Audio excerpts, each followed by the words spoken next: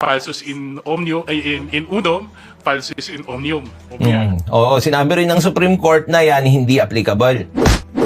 Bossing! Bossing! Falsus in omnium, in unum, falsus in omnium.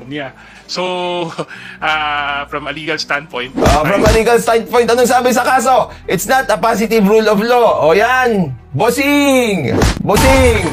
Check your facts, bossing! Tapos gumagamit ka ng isang Latin maxim na hindi naman applicable. Kasi yung sinasabi niya yan, yung falsus in unus, falsus in omnibus, na pag may pagsisinungaling sa isa o mali sa isa, mali sa lahat, may mali sa lahat. May Supreme Court na mismo nagsabi dyan na hindi applicable yan. Kasi hindi pwede na yung mali sa isang bagay ay ipahid mo sa ibang bagay. Ginagamit mo pa yan, 1994, wala na yan, bossing! Well, from a personal point of view, yesterday I was clear during an interview na hindi ako parang, I'm not inclined to push for an impeachment process. No? Kasi ito ilabas mo sa boto mo yan, ha? We will hold you accountable dyan sa iyong declaration. Bossing! Oh, tingnan nyo. Group sa isa. Oh. Siguro sa pag... This is wrong. Complaint ng mga civil society group sa isa lang. It's not the civil society group, bossing! Ang sinabi... We have the constitutional duty and we're bound by that mandate to act on an impeachment campaign. Impeachment campaign daw! Nadulas! To act on an impeachment campaign. 17 na people who are, sabi niya civic groups daw. Wala niloloko mo kami, sir At bago natin ituloy mga katropa, kung ikaw ay bago pa lang sa channel, huwag po nating kalimutan mag-subscribe at paki-click na rin ang bell icon mga katropa. Should we demand? Yung pala mas maganda. Should we demand fairness? Of course. Diba? Dapat they should stick to the evidence. If they are good people. Okay? But if they are not good people, it will just be political in nature. They will just actually vote according to what they like and nothing is stopping them. Pero, of course, conscience, morals, okay? And the law dictates that you have to evaluate the evidence. Pero dito, mga kabads natin, it's very obvious naman na if they will vote, kasi nga parang yung sinasabi nila dito na, yan, Mary Grace Piatos, wala na, they have already judgments na mali nga yung mga ginawa. Hindi Sara, di ba? Ang napapansin ko dito sa press conference nila, parang dinidiscount nila yung fact na yung unang-unang boboto at yung unang-una dapat na magre-require ng fairness ang mga tao is from the House of Representatives. Kasi di ba, mga kabatas natin, sila yung unang-unang boboto ng 1/3. Di ba? 1/3 votes. Sila yung unang boboto ng ganun. Di ba? Parang sa prosecutor. The prosecutor should still be fair pag titignan niya kung merong reasonable certainty of conviction. Di ba? At hindi lang dapat yung judge ang magiging fair. Kasi pag titignan nyo dito mga kabatas natin, parang naghuhugas kamay sila. The House of Representatives should not be biased also. Yung Senate, hindi rin dapat bias. Pero dito, nung pinanood ko, parang magdi-decide naman dyan, yung senators, wait, kayo ang unang magdi-decide. Falsus in omnium, in unum, falsus in omnium. Oo, sinabi rin ng Supreme Court na yan hindi applicable. Kasi yung sinasabi niya yan, yung falsus in unus, falsus in omnibus, na pag may pagsisinungaling sa isa o mali sa isa, mali sa lahat, may mali sa lahat. May Supreme Court na mismo nagsabi dyan na hindi applicable yan. Kasi hindi pwede na yung mali sa isang bagay ay ipahid mo sa ibang bagay. Tapos gumagamit ka ng isang Latin maxim na hindi naman applicable. Ang ko sa'yo?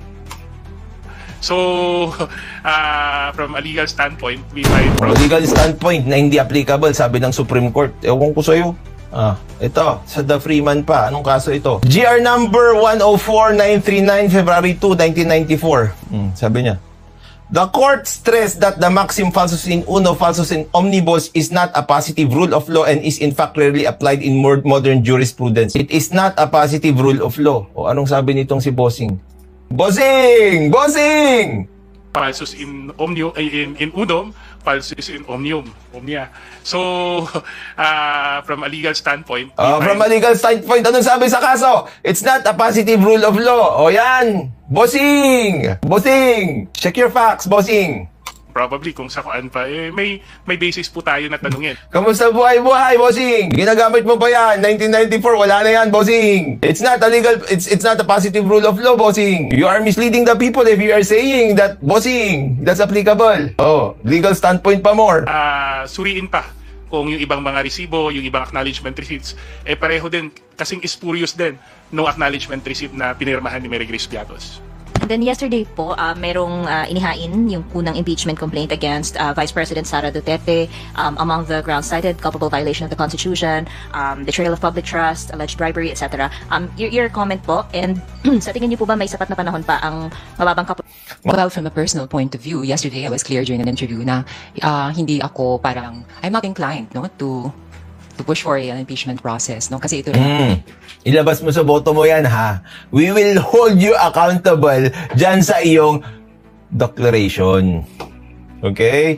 Yang declaration yan, mga kabats natin, ang pangalan niya, Honorable Geraldine B. Roman. Sabi niya, ayaw niya ng impeachment. Okay, tignan natin kung anong boto niya eventually, ha? ng pananawagan sa amin ng Pangulo. I guess yung pananawagan ng Pangulo, hindi naman lang alam siya sa aming mandato dito sa Kongreso, kundi pagpapaalala lamang na merong mga mahalagang issues na dapat naming harapin at talakayan dito sa Exactly! I agree with you, madam. So, another point of view, from a purely constitutional point of view, bahagi po itong ng aming mandato sa Kongreso. Kung merong nag-file ng impeachment complaint, we have no choice but to process this complaint. It has to go through the entire process, no? From the filing, to the referral, to the Justice Committee, to the deliberations, the voting, and then if approved, referral to the Senate. Do we have material time to process this complaint? Looking back at the tatandaan niyo yung Corona case, si Justice Corona, that took approximately around 4 months and a half. So the question is, ano bang break natin? December 21. Mababato na kaya yan sa Justice Committee. Tapos if we start by January, tapos magbe-break kami ng bandang Febrero, magre-resume kami ng election. So ito, parang they're assuming na dismissal ba o hindi. Diba? Form, tsaka substance. Dapat yung grounds niya, nandiyan dyan. At saka syempre, yung grounds niya, may ebidensya. And you also believe that it will waste your time. It will divert your time from more important matters. Then why not just dismiss it? Diba? It's a political process. Ako masasabi ko lang, no, siguro sa nitong paghahain ng impeachment complaint ng mga civil society groups, sa isa lamang pagpapatunay na ang taong bayan mismo ay naghahanap ng accountability sa kanyang mga sa kanilang mga halal. Tingnan niyo kung paano talaga itong si Jude Asidre na ito, kung paano niya fino-formulate, no, yung kanyang mga statements. Ang taong bayan daw. Taong bayan ba yung nag-file necessarily if it was filed by how many individuals? 14 ba? 14 individuals in their personal capacity? Hindi mo naman masasabi na taong bayan yon. Well, taong bayan sila kasi membro sila ng tao. They are part of taong bayan pero hindi sila taong bayan as generally representing taong bayan. 17 na people who are, sabi niya civic groups daw.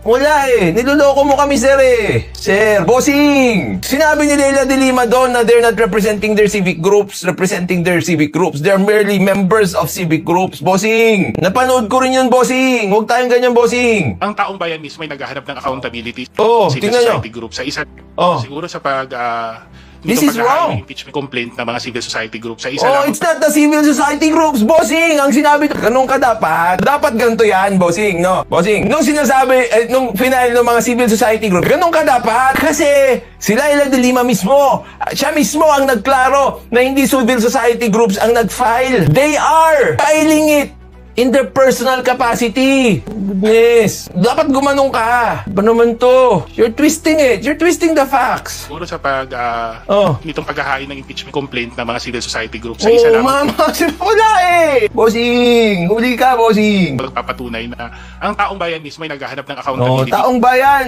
Bossing! sa kanyang sa kanilang mga halal na pinuno, lalong-lalo na sa kasong to sa Vice Presidente. Ito na siguro naman, ito ay pagpapakita lang ng mga issue na nailahad ho sa mga iba't ibang pagdinig dito sa Kongreso, lalong-lalo na sa Blue Ribbon ng House, no. Tapos issue sa Kongreso, utang namin dyan. Ang sa atin lang ho bilang mga kinatawan ng tao, meron ho tayong mandato. We have the constitutional duty and we're bound by that mandate to act on all impeachment complaint filed with the House, no. Siguro kung ano yung timetable, yun po ay bubusisiin ng liderato ng House Kasi syempre hindi lang ho sa It's between the word of Laila de Lima, who filed the case, and Jude Asidre. Sino nagsasabi ng totoo? Nadulas campaign daw. Yeah. O, tignan nyo kasi dito. bubusisiin ng liderato ng House. Kasi syempre hindi lang ho sa filing at hindi lang ho sa proceeding sa mababang kapulungan, kailangan din natin tignan. Bubusisiin ng liderato ng House, all impeachment complaint filed with that mandate bilang mga kinatawan ng tao. Meron ho tayong mandato. We have the constitutional duty and we're bound by that mandate to act on all impeachment campaign. Impeachment campaign daw. Nadulas. All impeachment complaint filed with the House. No? Siguro kung ano yung timetable, ay yun po ay Kinampanya ba yung impeachment na yan? bubusisiin ng liderato ng House. Kasi syempre hindi lang ho sa filing at hindi lang ho sa proceeding sa mababang kapulungan, kailangan din natin tignan ang willingness din ng mas mataas na mataas na kapulungan ng Senado kung may oras din sila for the trial. Tignan nyo yan mga kabatas natin kung paano very irregular yung pag-approach nila dito sa impeachment na complaint na ito. 'Di ba? They're talking about time. When in fact, mga kabatas natin, merong procedure kung paano yan. Titignan mo na kung kompleto yung form and substance, 'di ba? May 10 days, 3 days, 3 days, 3 days. Hindi pa nga nyo nakikita kung may merito na yung kaso eh. Hindi nyo pa nakikita kung may merit yung kaso o wala. Ang pinag-uusapan nyo na kung may time kayo para litisin ito. Iin ng liderato ng House, all impeachment complaint ho sa mga iba't ibang pagdinig dito sa Kongreso, lalong-lalo na sa Blue Ribbon ng House. No? Ang sa atin lang ho bilang mga kinatawan ng tao, meron ho tayong mandato. We have the constitutional duty and we're bound by that mandate to act on all impeachment campaign, all impeachment complaint filed with the House. No? Siguro kung ano yung timetable, ay yun po ay bubusisiin ng liderato ng House. Ano, timetable? What the heck? Bakit timetable na? Tapos what's worse, pati sa Senate, timetable sa Senate. Hindi mo pa nga nakita kung may merit yung kaso o wala. Timetable na yung titignan nyo, tapos kasi syempre hindi lang ho sa filing at hindi lang ho sa proceeding sa mababang kapulungan, kailangan din natin tignan ang willingness din ng mas mataas na mataas na kapulungan ng Senado kung may oras din sila for the trial.